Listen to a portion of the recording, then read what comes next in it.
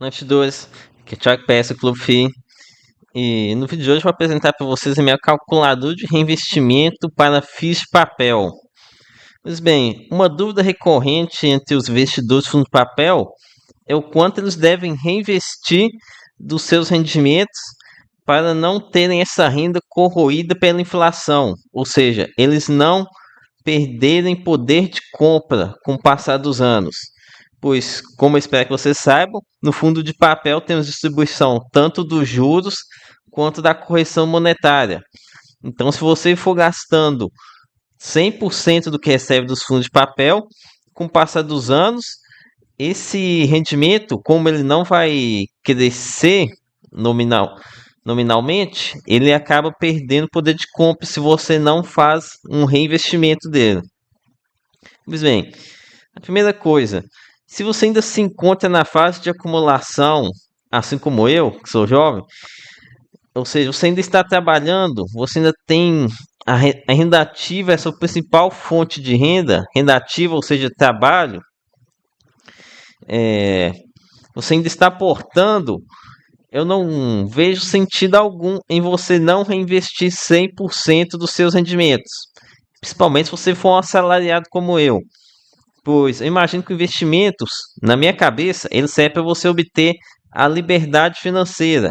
Ou seja, para você se livrar de chefe, de ter horário para tudo, de você receber ordens, de você não poder escolher a data que você pode tirar férias. Ou seja, não ter alguém mandando na sua vida. Então, quando você reinveste 100%, mais rápido você vai chegar nesse ponto de liberdade financeira.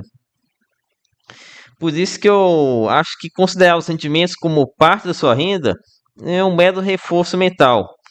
Isso daqui essa preocupação aqui de qual porcentagem você deve reinvestir, ela deve ser uma preocupação para quem já está vivendo da sua renda passiva, seja ela de não, aposentadoria e renda, principalmente renda passiva aqui com os fundos imobiliários.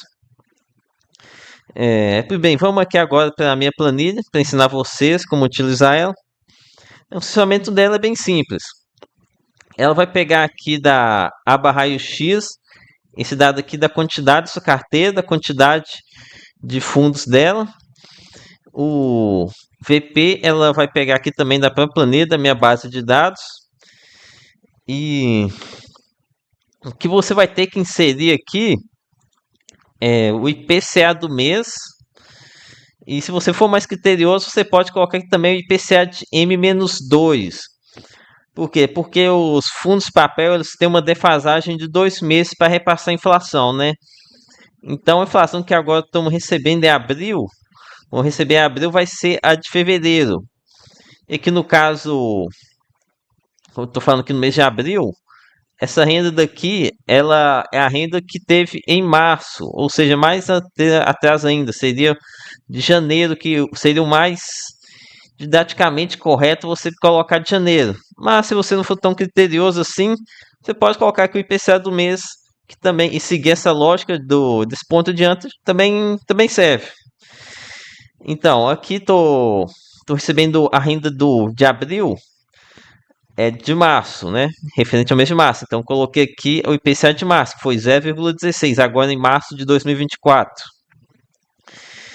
E outra coisa que você vai ter que inserir nessa planilha aqui também é o rendimento por cota desses fundos no mês.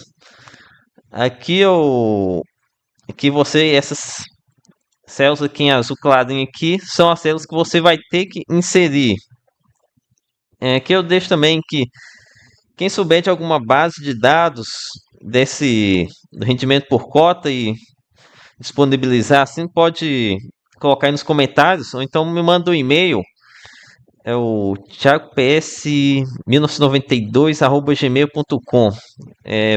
Meu e-mail vai estar aqui na introdução.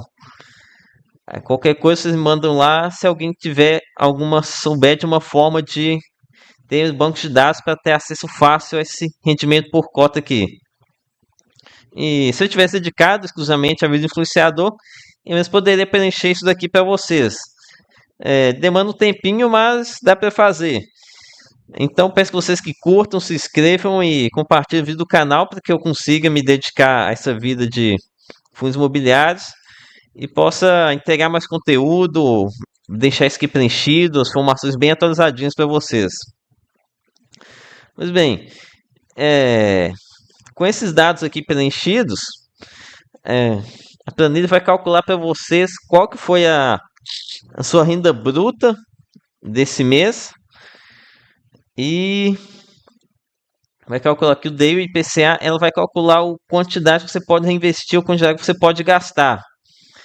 Aí vai estar aqui, ó, as informações estão aqui, somente essas duas em negrito.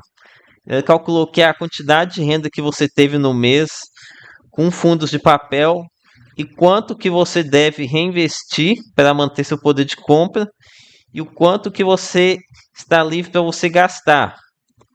Você vai observar aqui que quanto maior o IPCA, maior deve ser a quantidade que você deve reinvestir, o menos você pode gastar.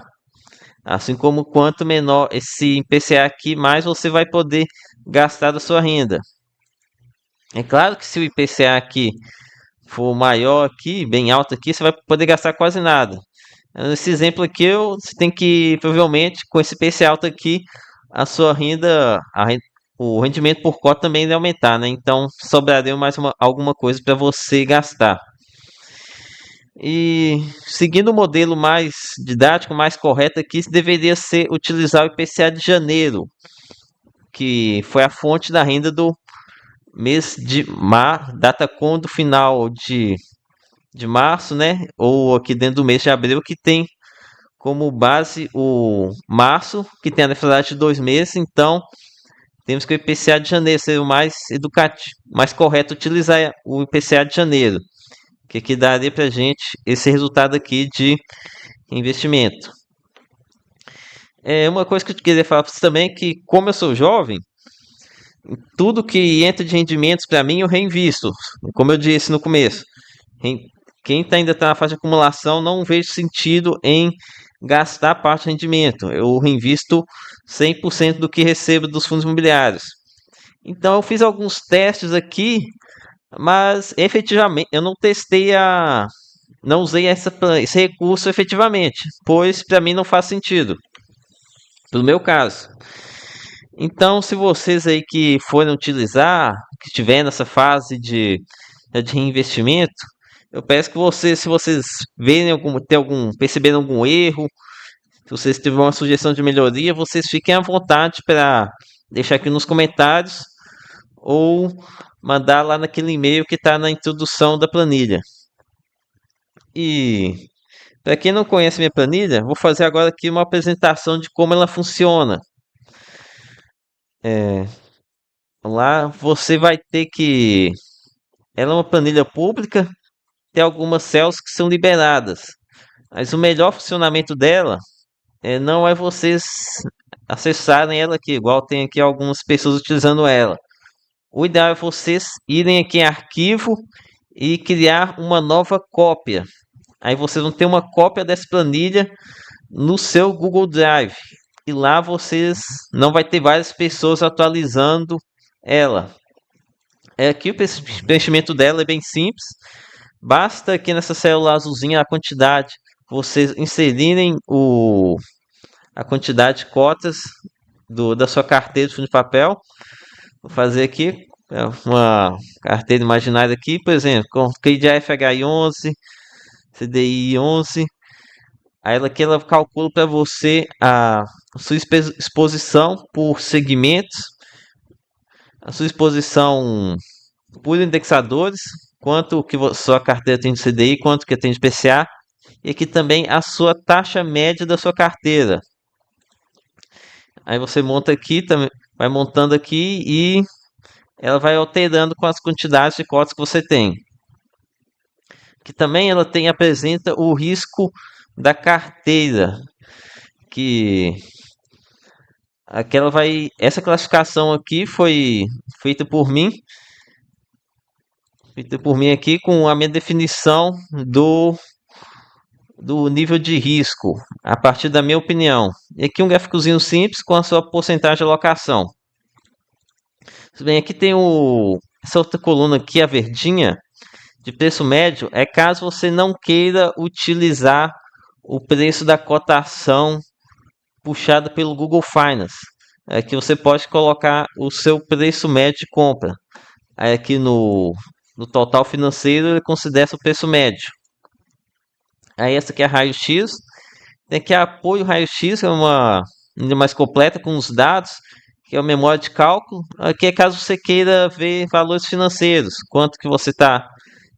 Aqui você pode ver em porcentagem, né? E aqui você pode ver em valor financeiro. Aqui tem raio-x 1 e aqui é raio-x 2.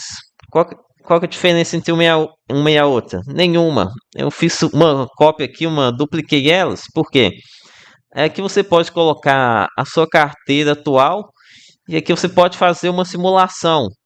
Aí com isso você pode ter um comparativo entre uma e outra, entre a sua carteira atual e a sua carteira simulada, como você deseja, caso você deseje fazer alguma modificação nela. Quero diminuir o IPCA e subir o CDI. Aí você faz nessa aba aqui, raio-x 2. O ponto importante é que você, de tempo em tempos, recomendo vocês virem aqui nessa planilha e criarem uma nova cópia para vocês terem acesso à versão mais atualizada, com os dados mais atualizados possíveis. Aí vocês vão ter que, infelizmente, preencher com esses dados aqui. Isso não dá muito trabalho, não.